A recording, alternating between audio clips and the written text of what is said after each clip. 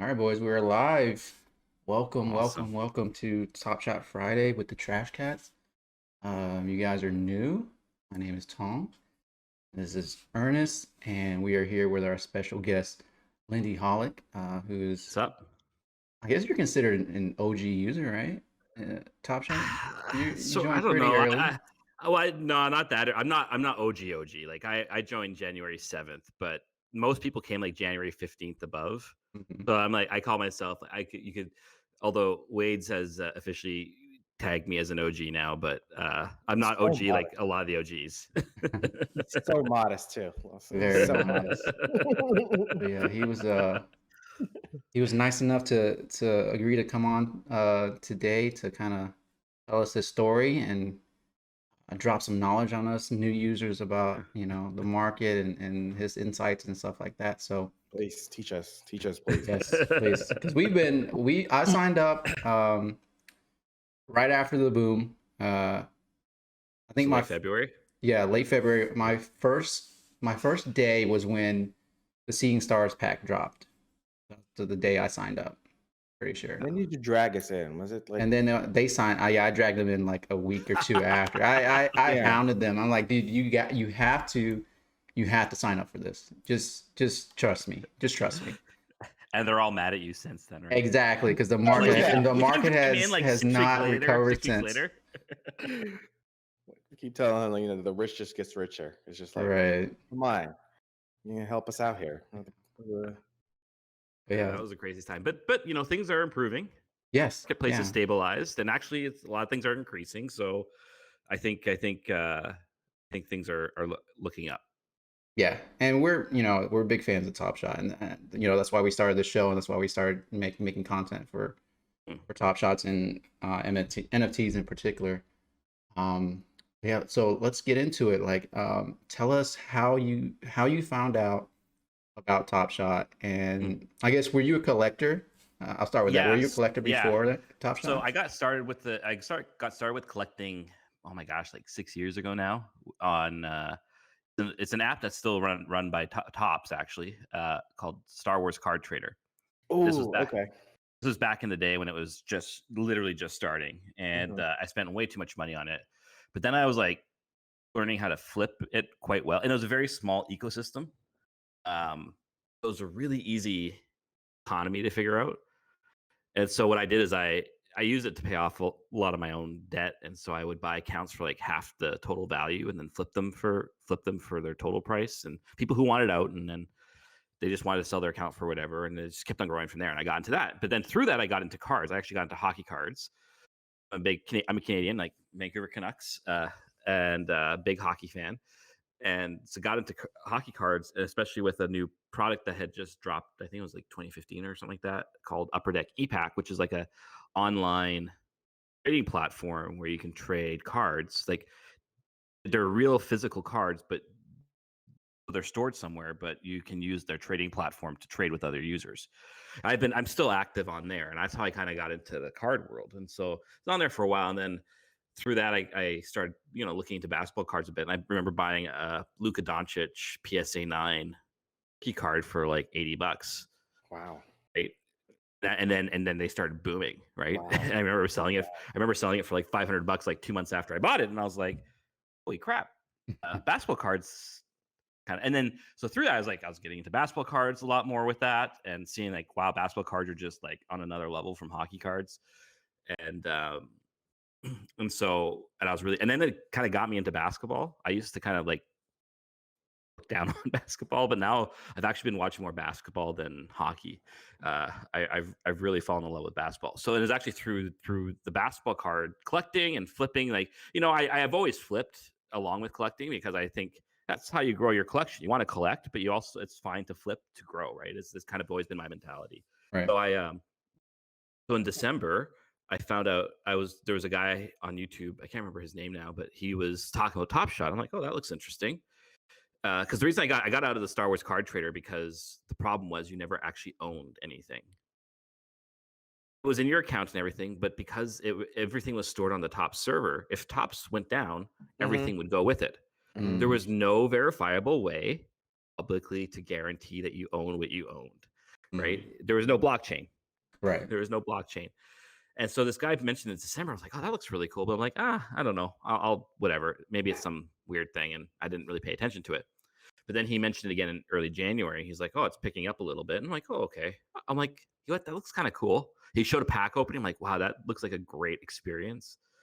So I went on January 7th and I threw down my credit card and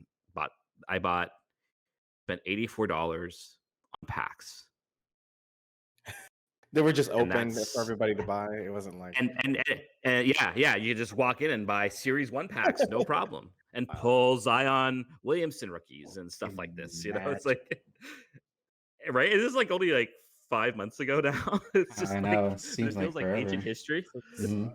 Right. So that's how I kind of got started. And I kind of, I have a very addictive personality. So I kind of made myself a promise. I said, I'm only, at least for now, I'm only going to put in the $84. That's it. So like, that's why I have the Twitter handle 84 and up, Mhm. because that's all I originally invested.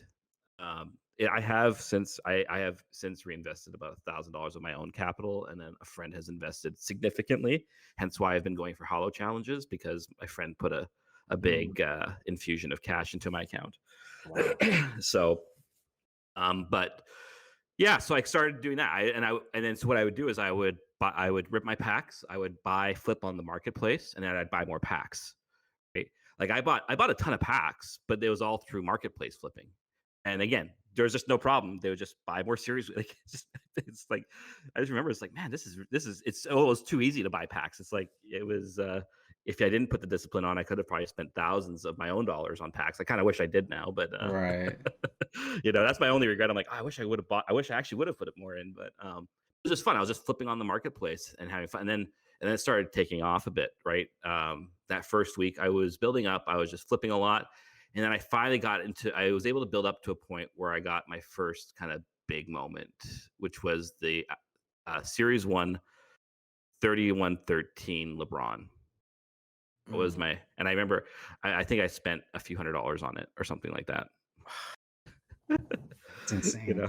Oh my God. Saying LeBron with only hundreds is blowing my mind. Yeah. And so we bought that, and then I kept on just doing the flipping thing. I had a goal in mind. I wanted to buy the LeBron block. So back in the day, I knew about the NBA Top Shot account pretty early, that they had all these moments that hadn't, and I know we're going to talk about all that later, but they had all these moments that were undistributed, and the LeBron block is like massively under distributed. Wow. Right. So I was building up, and I ended up building up to having two of those out of 313, two of those 313 or 3013, 3113 LeBrons. Oh. And I was able to flip them into the LeBron block just before what everyone calls like Bales Day, right? Bales had that big blog post in January that created our first bull run. And and I forgot one part of this, I think. I think it was just before Bales Day, if I remember correctly. Was it just after? It was around this time. It's all a blur now. Cool Cats 1 dropped. So we have to remember there was no queue back then. So it was the first come, first serve, right? It was first come, first serve, and it was chaos. It was absolute chaos. Really? And I remember I was talking to catching up with a friend on Zoom that morning at 9 a.m. when the packs were dropping. And as we're zooming, I'm just kind of casually going into the marketplace. I put in, because you could buy up to 5 packs. But so I was one of like 300 people who actually got 5 packs, and then it broke the system. Oh, wow. I had 5 series Cool Cat 1 packs.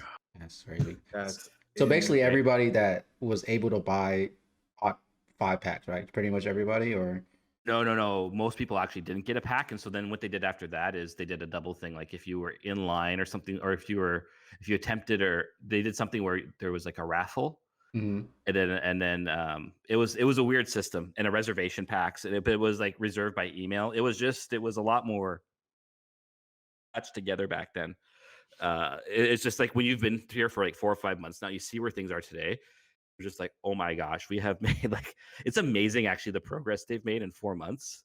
Right. It's outstanding, right? Right. I mean, like they're only like a handful of people, if I recall, in their team. And I'm like, Yeah. Yeah, like they've like doubled or tripled their team size now Right. since January, right? I think they're only 40 people in January. Now they're 150, Right. right? So Now the I mean, marketplace is open during drops and everything's yeah. going smoothly and they did crazy. they did these packed. I mean, there's a little hiccups yesterday, but I mean, generally 1 minute cooldowns with packs dropping and stuff like this. I mean, this is like huge Right. because it was. And back then, we didn't even have the current buy system. It was a drop down menu where you'd have to scroll. Mm-hmm. It was like Oh. it's just Wow. and someone named Spencer, he ran a Discord I used to be in. He put like a little Chrome thing together so it would automatically sort by pricing and then or serial number if you wanted, because they didn't do that. It was not auto. It's just made so many advances. So I got those 5 cool cut packs. I think that plus those 2 LeBrons all helped me get to the Braun block, and then Bales Day happened. Massive increase, and I go up to that weekend. I think my account got up to about $20,000 in value Oh my God. in 2 weeks, right? Off of $84, which is Right. just insane. Yeah. And I was able to use my basketball knowledge, my trading knowledge. Like I've made a lot of mistakes in these last. Like, yeah, people have to also understand. Like, I've also made a ton of really bad. When I got into hockey cards, I thought what I did with Star Wars Card Trader like transferred over to cards, and it doesn't. It's just because cards is just such a much bigger ecosystem. Like, millions upon millions upon millions upon millions of cards are printed every year. Like, Mhm. we're talking tens and tens of millions of cards for just hockey, hundreds of millions maybe for basketball, right? A year. And Star Wars Card Trader was just much more smaller than that. So that didn't translate. And I made a lot of financial bad decisions with that. So I've learned my lessons along the way. It's just finally Top Shot was able to be that place where I was able to apply all those lessons. And then Bales Days hit, but it really overwhelmed Top Shot. It wrecked their system. Like Roham has even said, yeah, they're getting like DDoS attacks, bots galore, like just everything was horrible. And so we went into a quiet period for like, I want to say about a month, Wow. where you had the odd packs drop. Mm-hmm. I think another Cool Cats dropped in that time, and then towards the end of this time, that's when they had the legendary drop. But even that they screwed up with the holo drop. Yeah, this was just before you guys got on, because at the beginning of February, the legendary drop, and they were trying out the queue system for one of the first times. Mm-hmm. The queue system had a bug, and so when people went to join the queue, they had the option to buy right away. So they sold out the legendary packs in like 2 seconds. Wow. Wow. Yeah, and it was just like, it was funny. I didn't line up for that because I was like, "There's no way the legendaries are going to be worth $1,000 that you're gonna have to pay for them." I was so wrong on that one. I was so Imagine. wrong. Yeah. So, but in all of this, like, and that was really tough because I was really heavy into S1 stuff while S2 was coming out. I was like, I don't know, S1's the place to be. Trust me, S1. One thing I've learned, one of the mistakes I've learned is I was perhaps always like 2 months ahead of time. So I didn't take advantage of the behaviors of people in the moment to help increase my value. I learned that lesson towards the end there. So what I was doing, I was just starting to grind, because back then you could still buy moments for $2 and $3. Right. 15K moments we're selling for $2 and $3. I was just grinding like crazy. I was flipping those to keep my account value at 12K during the downtime. Because like during that first bull run, I bought the Luca 3-pointer for 1,500, and it went down as low as 550 at one point. Wow. I was like, man, like this is tough. So I just kept on grinding, because it kept it helped me grow my account with more moments. Like just before the big bull run in February, I had 500 moments towards the end of that, because I just kept on grinding. I'd flip buy something for 2, sell it for 3, buy something for 3, sell it for 4. And then I just buy more. Every time I had more money, I just kept on buying more. And then it got to an inflection point where that was happening really regularly, to the point where I had like 500 moments. And towards the end, I was starting to really analyze like price ratios a lot more. Like that's one of my main ways I use for analyzing the market, is looking at a mint of a thing. Like I've kind of developed this little formula. So let's use I should be writing this here. down. Holy shit. I know. I should be taking you notes. can watch the video later. That's true.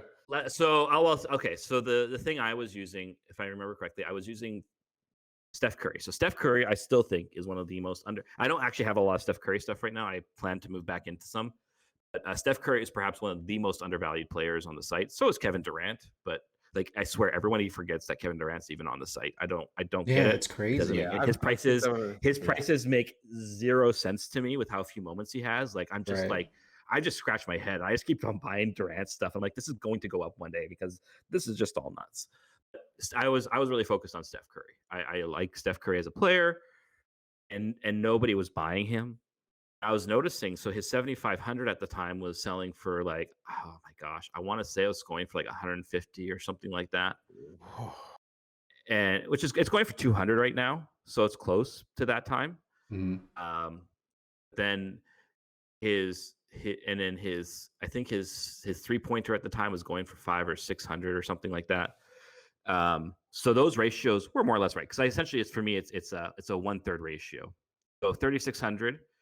7,500 should probably if you're just looking at a pure minting level. Hmm. I kind of put I've done a bit more more math on this to prove it out, but Mhm. essentially it's not perfect all the time, but this 1/3 ratio. So if it's 3,600 to 7,500, it's not a perfect like half of the value of the 3,600 because it's just got more. I do a third instead of a half Mhm. because I'm like there's just more volume, so you have to Right. account for the volume. Right.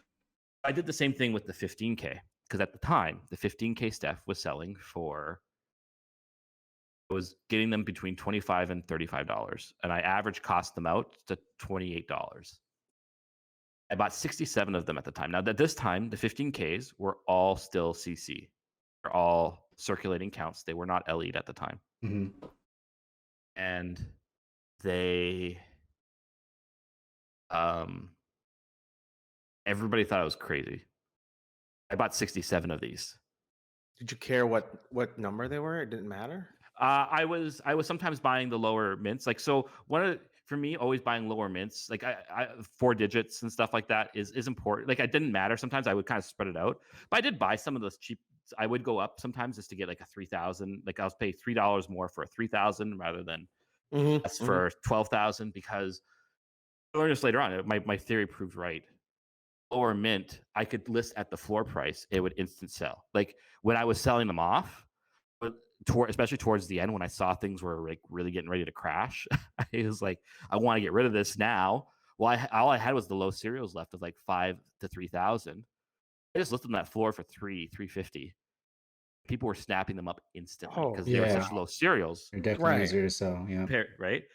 So, but yeah, everybody thought it was crazy because everyone's like, what if they go to 25K, 50K? I'm like, I would still pay $25 for this moment, even if it went to 50K. Like that was my kind of risk assessment. I was like, if it goes to 50K, then this thing's worth $25. But I was thinking based on the 7,500, I'm like, this thing should be going for at least 50, maybe $60. Like this thing is undervalued.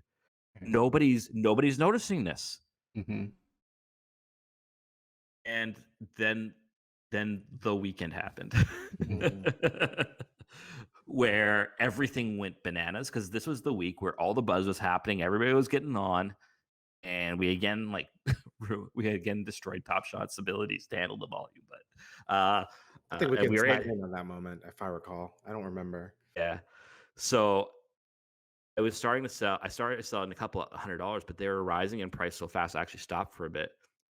I ended up selling ended up selling all 67 of those. I sold 75% the first weekend. I sold the rest by the weekend after because I thought things. I was actually even telling people, I'm like, guys, the market cap to what I figured was a rough equity ratio. If you can't tell perfectly what how much equity is in the market, but you can have a sense. I was like, the cap equity ratio is too far apart. Prices can't hold. You have to sell off now, or else you're going to lose everything. Or not lose everything, but you're going to lose a lot. And I was right. It was like dead right. Everyone's like, it was funny. Everyone's telling me, don't buy the Currys. That's a crazy move. And then everyone's telling me, no, you're wrong. Things aren't going to come crashing down to the moon. I'm like, guys, no, this can't hold. So I sold 75% of those, and I sold the rest the weekend after. So the first weekend, I sold most of them between $600 and $650 a piece. Wow. And I sold the rest the weekend after at between $300 and $350. And I put in, how much did I put in now? Roughly average 33 times 67. I spent $2,200 on those Currys. Hmm. and I sold them for around 24,000. Oh my Wow. God. Oh my And through that, I bought a first moment Curry for 6,000, and it was a 2-digit. And I bought, and this is the thing I was always working towards that I never thought I would ever in a million years own, Mm-hmm. the Kobe tribute dunk. I bought it at the end of the bull run, just before the prices doubled. I got it for 18,000, and then prices shot up to 30. Yeah. So Wait, this is the other thing I there's a actually noticed. moment for that? Kobe Oh, tribute Mhm. dunk, yeah, Yep. oh yeah, my yeah. Oh yeah, yeah. God, that's It's amazing. right now it's at 14,000 right now. So I'm like a little like ugh, but I don't. For me, this is like a 10-year card or more. Oh Exactly. yeah. Yeah. Oh yeah. Yeah. Oh yeah. Ernest, So that's I the one Dingling bought for 380 whatever thousand Thousand. Oh yeah, my that's in the auction. he got the whatever it was. It was one of the legendary Yeah, the versions of it. legendary one. I have the common version of it out of Yeah. 1,000. But yeah, still, I paid 18,000 for it, and then it shot up the next day. So I actually, this is one of the interesting things I noticed was there's that trickle effect. Cheaper stuff is what goes first, which then people use that money when they sold that into the medium range stuff, and then people Mm, sell that. They goes so the LeBron was one of the last things to go up from the bull run, and I was able to buy it just in time before it shot up in value to $30,000, and it still sits in my account today. And I sold off all those Currys because I'm like, buy one back eventually. And actually, someone just hunted down one for me that I owned, which is what I want. I want one that I owned at right. one point and sold. And it's going to and I'm getting it next week because and it's going to sit in my account forever as like a little memento because Steph Curry 15Ks at that weekend, at the absolute height. And I do kind of regret this a little bit. I should have done more. When you're in the moment, you get so hyped up. You look back, you're like, oh my gosh, I was crazy for not selling absolutely everything at the time because it was Mhm. so parabolic. Right. It couldn't hold. Nothing Yeah. parabolic ever holds. Yeah. It needs the prices need to be tested. And we've learned that lesson because at the height, my account was worth $100,000. Oh my goodness graciousness. Oh my goodness. I'm like, oh, that was pain. Mhm. And toward its absolute low got down to about 40,000, but still I was outpacing market. So before the bull run, market cap at low ask was around 420, Hmm. but now it's at like 840. So it's about doubled since pre bull run. And my account has 4x since that point. So I'm still outpacing marketplace growth, which is nice. Right. And I've got some really nice moments now. And then the last 5 weeks of hell have hit, Right. and people freaking out. But again, I think we've learned a lot of lessons this week, these times too. It's like I think people are starting to realize stuff like low ask doesn't mean true value. Right. Right? No, yeah. Like that's one of those things that we can maybe talk about because like that's one thing I really noticed this last week was how quickly prices corrected when it got just a little bit of hype. Like look at the LeBrons today, right? Him coming back, a lot of them shot up 10, 15, some 20% because the floors were so thin. Mm-hmm. Yep. So it's like that low ask really the true value? I don't think so, right? Right. No. And you buy and you start seeing other stuff that's undervalued. I think it's gonna. I don't want a bull run anymore, or at least I don't want a Right. weekend bull run. I want a longer term bull run where things just steadily grow. Then prices have an opportunity to go up and down, correct properly, and stuff like that. And that's a more rational market, and that's easier for people to use. But yeah, because of all that, though, my friend. So yeah, we've entered like the forking of my 84 up story because I put 700 in, $300 more in last week just to buy a few things. I just wanted to buy some cheap stuff, and then my friend invested. I guess it ended up being around 38,000 US into my account. So then I did my first Hollow achievement with the Halliburton, and I'm doing the Giannis this week for the legendary. And that one's tracking to be about out of 38, so it's going to be the rarest Giannis on the site. Giannis on the site. So which is kind of fun. Like that's kind of cool. Yeah, I never thought I would ever do a Hollow achievement, but it's really fun and they're so protected because they're so rare. Right. It's been really interesting doing the Hollow achievements. Like I think this might have been the cheapest time to ever do a Hollow achievement. I don't know if they'll be cheap again in when they do the next drop. I don't think they'll be this cheap because the market's corrected itself, and so people are able to afford getting into bigger stuff again. Hmm. So I'm really grateful I kind of got into it when I did because I was saying to my friend, I'm like, these prices are irrational. This market's irrational. This is the time to buy. Right. He did. So Nice. yeah, there's so much in there. There's so many things that one has done in that time, but and a lot of mistakes too. Like this is not all. I bought 9 Durants during the bull run, and I paid up to $1,800 for them. 7500s. Mm, 338 right now. yeah. So those are just like hold for a very long time Right. because, but I was just like, you don't always make the right decisions either. But in the end, and it's been fun. Like I don't know about you guys, but this is way better than cards. Like I still collect cards. I mean, I can imagine because I was just gonna ask you because like it seems like the way that you've kind of done the analysis, it's more like the stock market than it is baseball or card trading from the way you described it to me. I think, I think for me, it's because of blockchain, you're able to analyze a lot more data than you are with card trading. Like you can look Right. at eBay sales and stuff like that. But I mean, that's one of the actually interesting things. With eBay, you don't look at the listing price to determine the value of a moment. You look at Mhm. Card, I should say. the You look, sales. you look at the recent sales to Yeah. see what are people actually paying.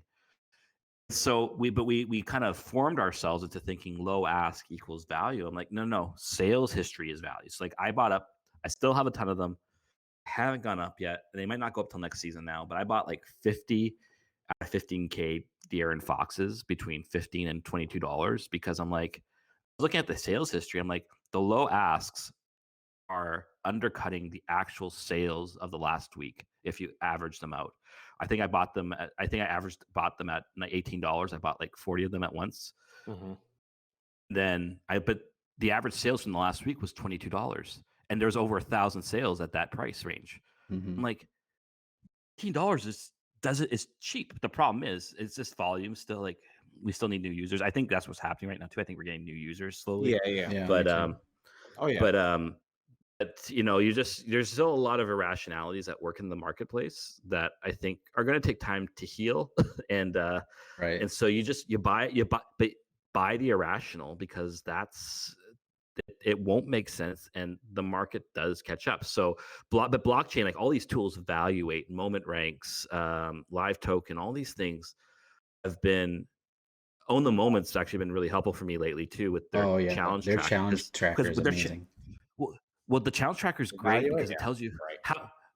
Well, no, own the moments is even more thorough than evaluates because it'll tell you like not only how many people are at what stage, but who's at what stage and what they need. Exactly. Yeah. 5 and plus, Right. which is really helpful. Like so, it's really helpful to know what to buy next. So you look at through and see how can I Oh. maximize my cheapest entry point into this challenge Yeah. because if most people like so I bought a Jason Tatum hollow for 3,300 because I looked, I'm like, oh my gosh, 5 of the people who are doing this challenge still need Jason Tatum, and the next one's at 3,700, and it's going to pop up, and it went up to 42. It's come back down, I think, to 38, but still, I got it for a deal at 3,800. Or I got the Damian Lillard hollow for 3,800. Well, it's been hovering between 4 and 4,200. I saved at the current cost to complete the achievement $1.5 thousand, which is nothing to sneeze at, right? All because of the own the moment thing. I was able to figure out what's the best buy next, right? Or sometimes maybe not a lot of people need it, but the floor jump is so massive Hmm. that maybe that's the next one I should buy before it's too late. So all these tools are just they help you. Like I can't do this analysis with cards Yeah. at all. Right.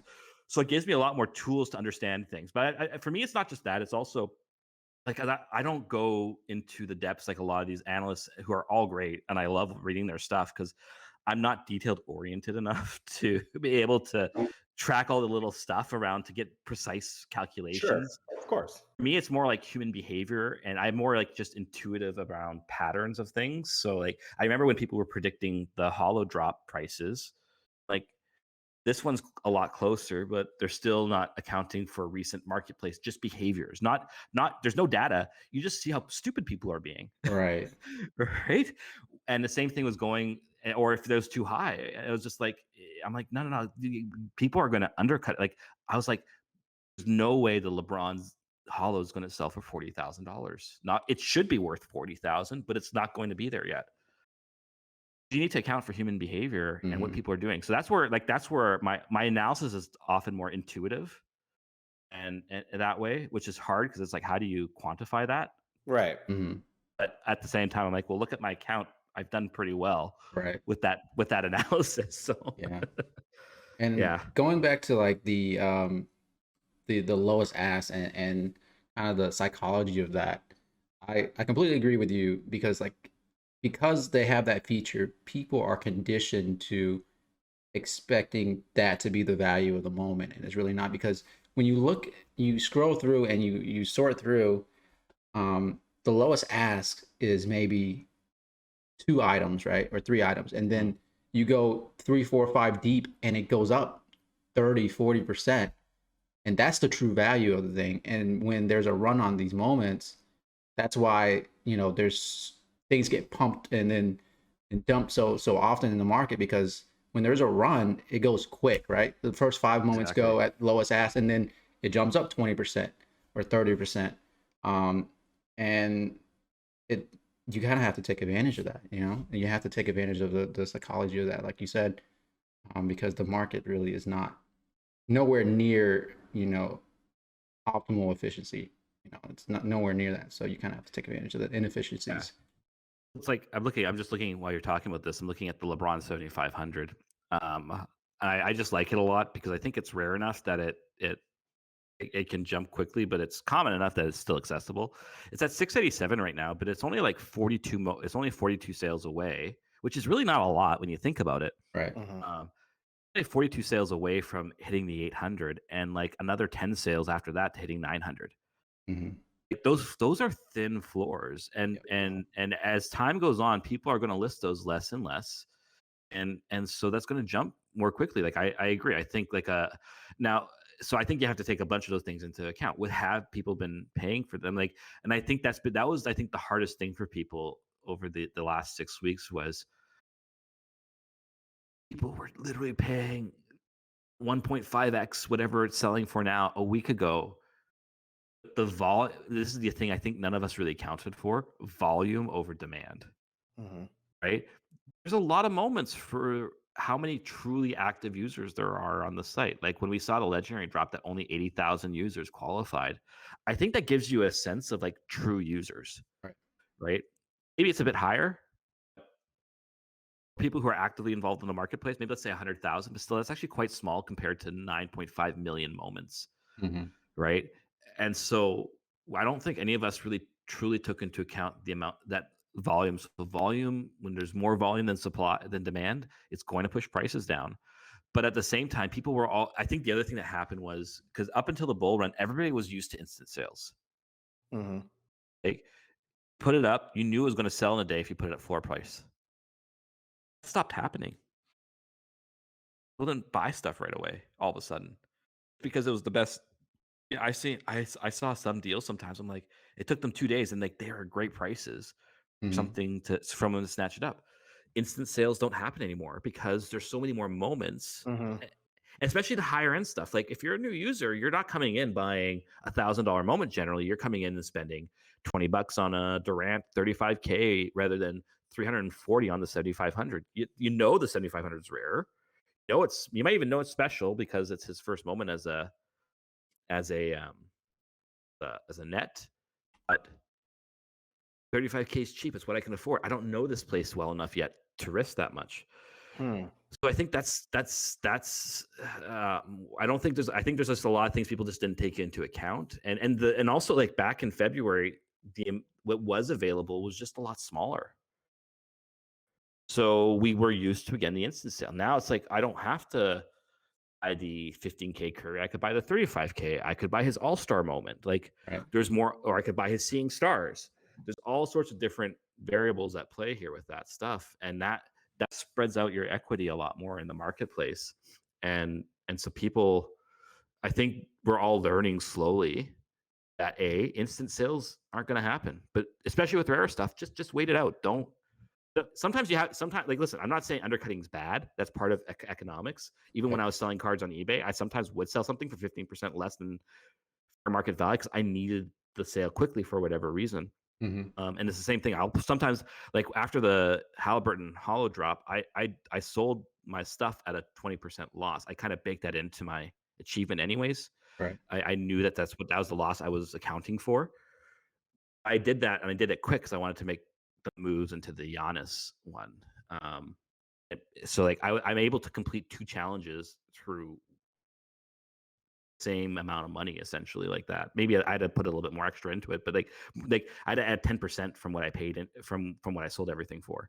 This is Mm. so bad to get another legendary achievement, right? Right. Yeah. um, um, so sometimes edit cutting has a place and you need it. And like LeBrons are super liquid that way. I've sold LeBrons quickly sometimes because I'm like, I'll put this up for $10 cheaper and it'll instant sell Mm-hmm. because it's cheaper and it's LeBron. Right. And I need the cash for another play. So undercutting is not bad. It's just we all got used to the idea of the instant sale, Mm. and those days are gone. At least and we need to be okay with that. Does And that's a good thing. Yeah, go ahead. No, go ahead. No, I had a question Go because ahead. I No, was go ahead. Go ahead. Yeah. like, I don't know if you do volume enough to like worry about the. I wouldn't say I would call them like a transaction fee or like a gas fee. Does that worry you at all? Because I don't know if you're more volume or more like, um, Like lately, I haven't been doing a ton of selling, like except for I like right now, I've barely been active this week because all my money is tied up in the hollows, and I didn't want to stuff I have that's cheap. I do not want to sell yet. Like I've got 35K hardens, mhm. and but I'm waiting to sell those until they hit like $45 at the very least. I'm not selling them until then.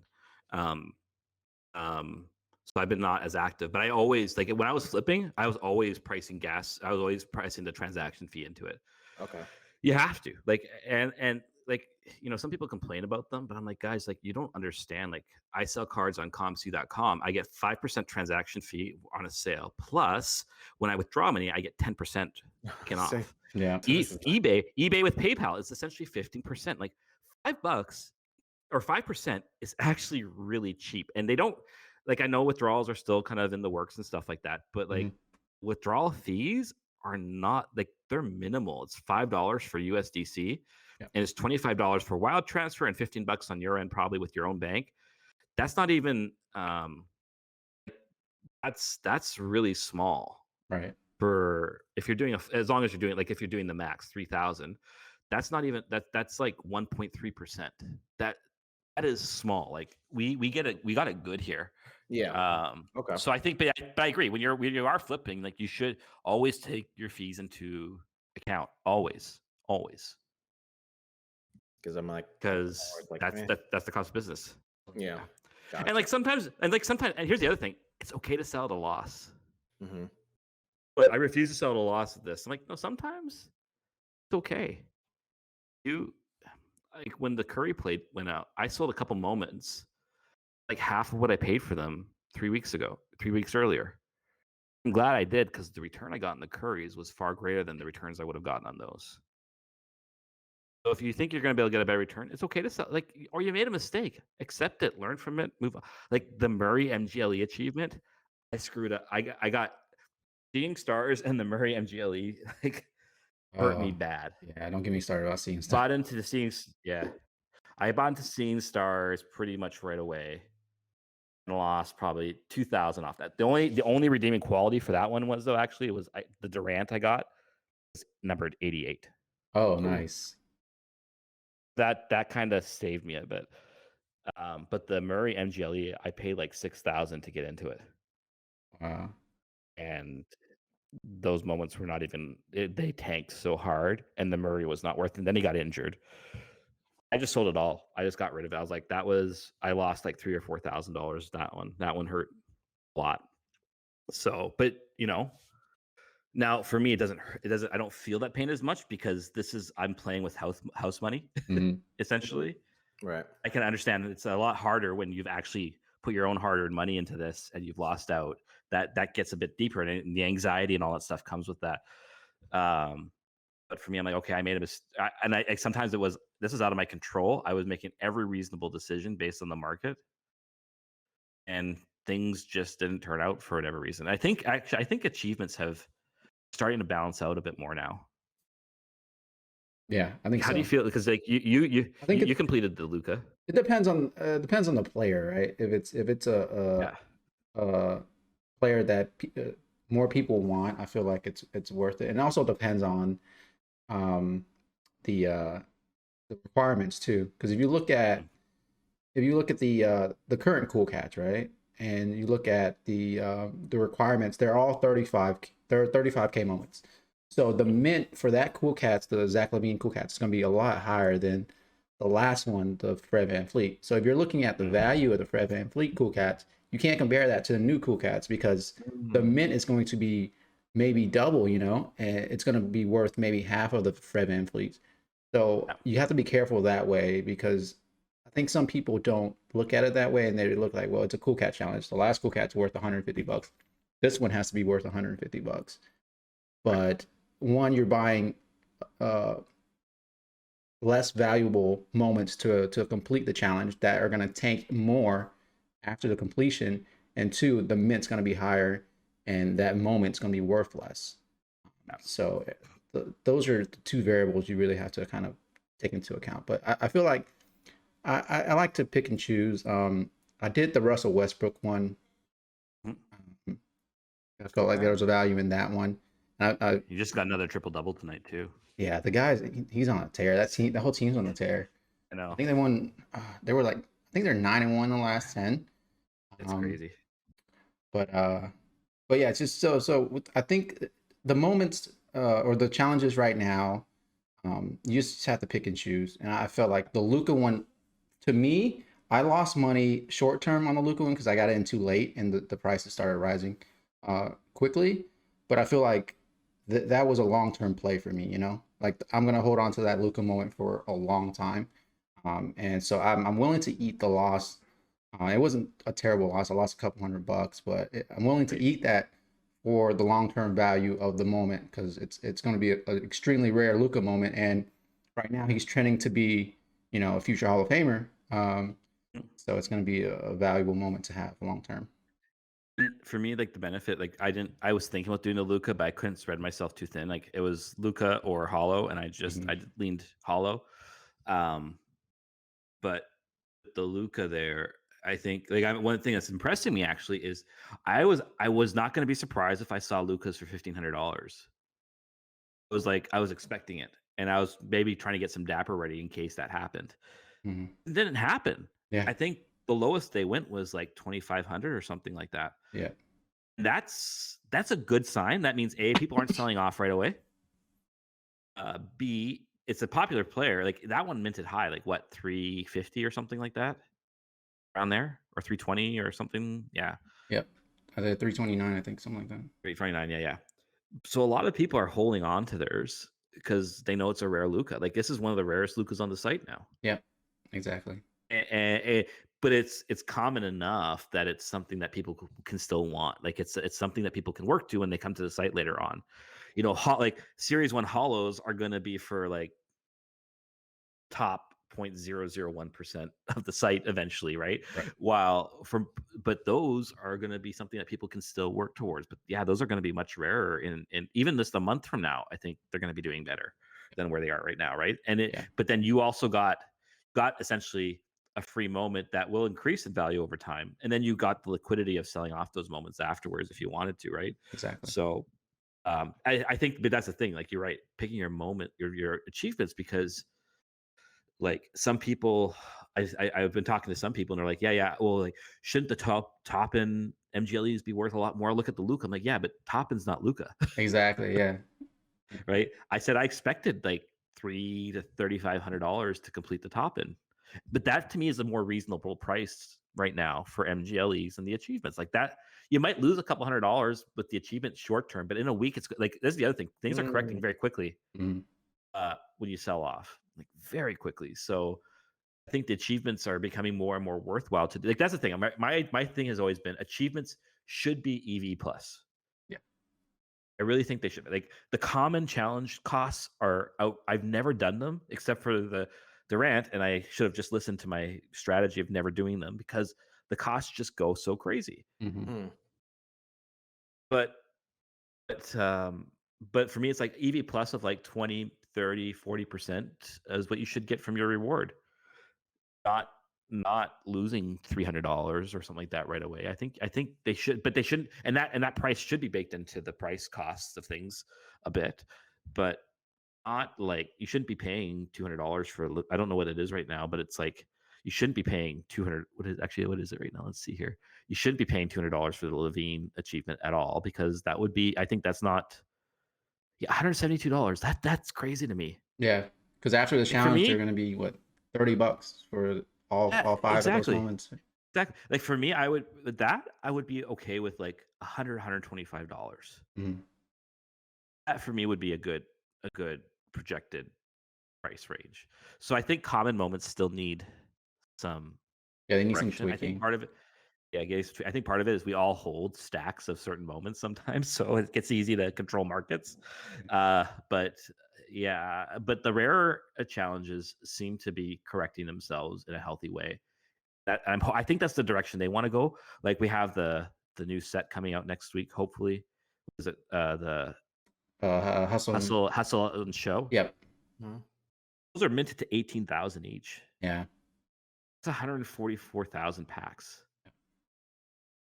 That's a lot of moments coming, Mhm. and 18,000 is pretty high. Like I don't know. We'll see. The other market, and they're not great players except for the Giannis achievement. Mhm. So it'll be interesting to see how the market reacts. I'm hoping that common moments start to chill a bit. Yeah, I think it's trending that way. We'll see with the. I mean, we'll talk about it later with the new system of the trading in and stuff like that, and how that affects the common moments, because that's really what it's going to affect, right? The common market. But we got a couple of questions in the chat, and then we'll go after that. We'll Mhm. go through the office hour notes and the weekly news. But Clopshots asks, did you sell any season 1 before the news this afternoon? I hedged and sold one of my 3 season 1s because I was worried about the supply diluting the market based on potential release. I don't think you have to worry about that, right? Because they're spreading out pretty far. Like 18 months is a long time to spread these moments out. It's only 7,000 moments, and it's only 7,000 moments. Right. So yeah, I wouldn't worry about that at all, really. I don't think. I Yeah. mean, season 1. As we go along, they're only going to get more scarce and more rare. So, And I think that's why they're doing the 18 months, Mhm. because they know over that time there's going to be more and more users that when they drop a new one, the ecosystem, it's going to be like a drop in the bucket. Exactly. Right? It's really not going to affect things too much. You might see some minor fluctuations a bit, but the other thing is, I think most people who've been buying those moments, like you think like the LeBron debut, it's one of the it's got like 400 that aren't circulated still, which is just like crazy. Uh, um, it's anyone who I know who owns that moment, who is on Twitter and stuff today, they're all very happy with this. Love the system. Mhm. So I think I wouldn't. And we also remember not every S1 moment is in those packs. Right. Right. This is actually another reason I love the LeBron Kobe dunk. Is it's the only of the 3 S1 base moments of LeBron that are out of 1,000 that's fully circulated. Right. Mhm. Yeah. So we know what the true Block value and is. Yeah. exactly right. So, but if it's there, you know, the current value of the first moment of LeBron's probably not far off, just because the Kobe moment is just such a big thing. Right. They're, you know, we'll see how much people play off the two in the long term, but you get a sense like these are in demand, and just because there's 400 of the first moments of LeBron's not out doesn't mean. I mean, that's LeBron. I mean, like this is the thing. All these ones that aren't circulated, these are all big money moments. Yeah. Most of them are. I think there's a few of them that are kind of like whatever, but like it's going to be. And here's the other thing: a lot of people are going to have opportunities at Series 1 that they would never in a million years have an opportunity at. Yep. Imagine if you had to submit 50 tickets to get an S1 pack for a chance at a first moment LeBron. Oh, it's no gonna brainer. It's a no-brainer. It's a Yeah. no-brainer, right? Yeah. Right. Because at worst, you're probably going to get a moment that's worth $100. So okay, you lost $150, but it's worth the gamble Yeah. for the possible reward, right? Right. Yeah. And a T God says, "Hi, Lindy. Hey, the F50 got. We're gonna wrap it up here. Lindy, we really appreciate you coming on, That was great. sharing your insights. I think it was very educational and good episode for people who are especially new, right? And to kind of see the experience and hear the experience from you who joined a little bit earlier. And you're actually our first guest on the show, so like, Oh, cool, awesome. you Yeah. deserve like a first moment badge or something, Top Shot style, you know? I was gonna say I deserve a Luca achievement. Nah, I don't know about that one. I don't know about that one. I was gonna say it's like I don't think I have gifting requirements just yet, but dang it, Right. that's No, false. no, I could be it's no, it's great. I love doing this stuff. I love talking about it. It's just fun to talk about. It's my hope is like I know I can be overly positive about Top Shot, but I'm always trying to look at it from the big picture to help people like cool down the FUD of the fear and I always forget what the doubt and certainty, fear, uncertainty, doubt. Yeah. Cool down the FUD and you look at it from a bigger picture. I know there are frustrations right now. I know there's a lot of stuff, but it's like just so early, guys. And if you Right. look at the larger collecting world, this is pennies still compared, and we're going to be doing so much cool stuff. Like, um, so I try to be positive in that way, just to help draw people to the bigger picture. Because when you see things from the bigger picture, you realize these things are all little blips, and we're all going to be laughing about this from a year from now. Right. People are going to say, "What? You paid $20 for a Durant 35K?" And they'll be laughing that we got it for so cheap. Right. Just I how mean, it's not like going to be a $500 moment, but it's going to, I could see it being a $100 moment one day. yeah, definitely. I mean, like you said, the Curry 35K got as high as what it was like $80 or something at the height. So it could definitely get back up there. You can get up at, like the 15K. I'm like, I got up to 650, and I was like, I don't know if I'll ever get back up there. I'm not sure. Who's to say? I never thought it would go up that high. But, I wasn't buying them. I was thinking, oh, these are worth $50. Yeah. But they can. We're at a low right now for sure, and I think everyone's feeling that we're coming out of it. And Mhm. it's funny, people complain about all the new base packs, but I'm like, but that's what's getting the marketplace active. Equity is moving, Yep. and it's allowing people to make plays again. Yeah. Because we didn't have packs for a while. That's what we're just selling. There's not new stuff to buy, so Mm. money dies, the equity dies, and the liquidity dies. So we're in a good place right now, and I think people are feeling it. I also really do believe. I think we're getting a steady stream of new users. Yeah, it has to be. Well, they started like soft promotions again, right? Like Right. ESPN articles, CNN articles, all this stuff. It's like the word's getting out again. Mhm. Yeah. Yeah. The hype is definitely slowly building up, and like you look at the Jacob stream yesterday, they're going to do that on a regular basis, and I tuned in, there's 22,000 people watching him on Twitch. Yeah, That's a good amount of people. Yeah. Yeah. That's one of the larger viewerships on Twitch yesterday. So Oh, wow. yeah, it's definitely the hype is definitely growing again. So that's a good thing. But yeah, we're gonna wrap it up.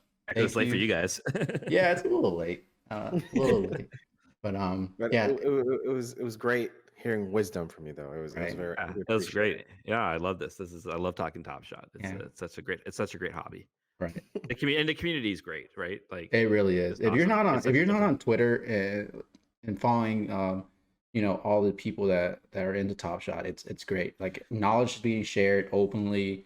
If somebody has an idea, there's open discussions and everybody just learns from each other, and it's a great and great environment. often like it's better than the Top Shot Discord at times because like it's constructive criticism, right? Right. Like it's like, yeah, I've got a problem with this, but it's not like, oh my gosh, Dappers, they're a bunch of idiots. It's like, no.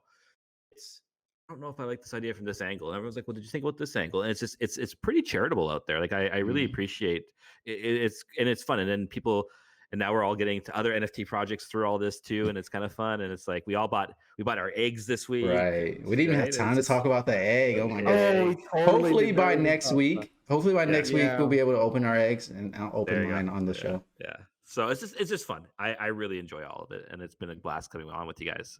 Yeah. Yeah, good to have you. And you guys that are watching, thank you so much. We appreciate you. Appreciate your support. If you enjoyed this video, if you haven't subscribed yet, please hit that subscribe button. Also hit that like button on the video because it helps us out a lot through the algorithm.